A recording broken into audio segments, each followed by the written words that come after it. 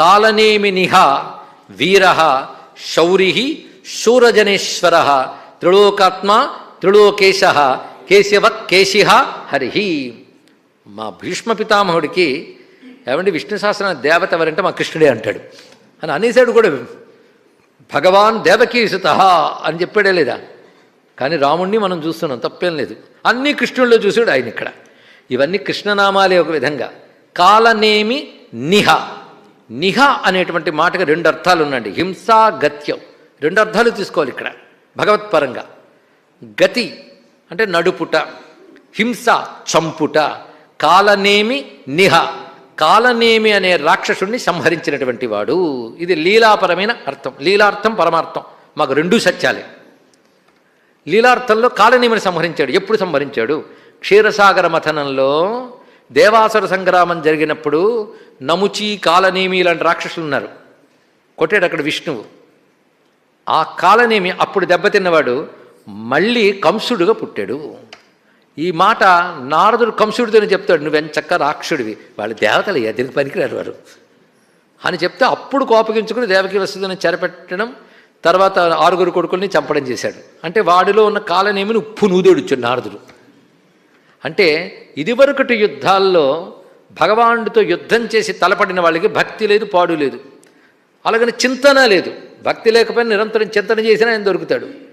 ఒక్క పుణ్యం మాత్రం ఉంది, ఆయన చేతులు దెబ్బతిన్నారు. ఆ పుణ్య విశేషం చేత ఇంకా వాసన ఉంది గనక జన్మించాడు.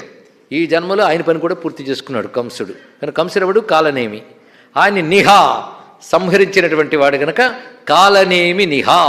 ఇంతవరకు ఇది అర్థం చేసుకున్నారు కదా. పైగా కాలనేమి అనే మాట ఇంకొక దానికి చెప్తున్నారు ఇక్కడ.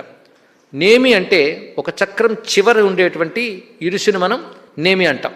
అలా కాలచక్రానికి ఇరుసు ఏదైతే ఉందో దానిని గత్యోహో, హింసాగతి అని అర్థంలో చెప్పాం కదా. అంటే కాలమునకు కూడా ఒక హద్దు ఉంటుంది.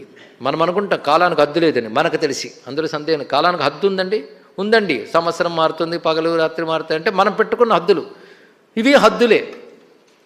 కానీ కాలం హద్దు లేని కాలం.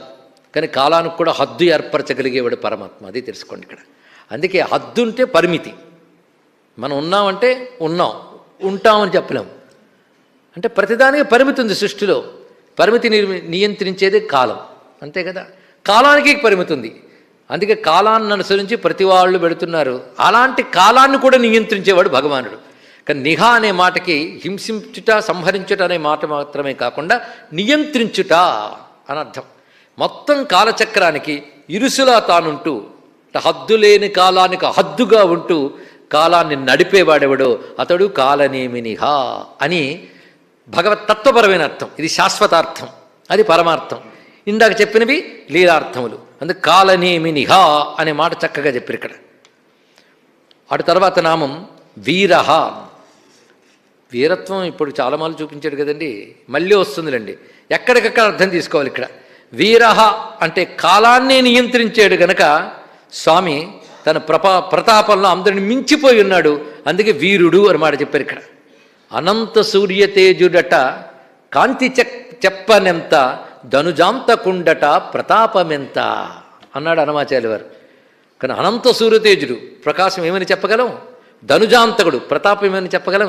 కాలనేమినిహ అంటే కాలనేమని అసురుణ్ణి సంహరించాడంటే అంతకు మించిన వీరుడు ఉంటాడా? ఆ వీరత్వమే ప్రత్యవతారంలో స్వామి చూపించాడు కనుక వీరహ శౌరిహి.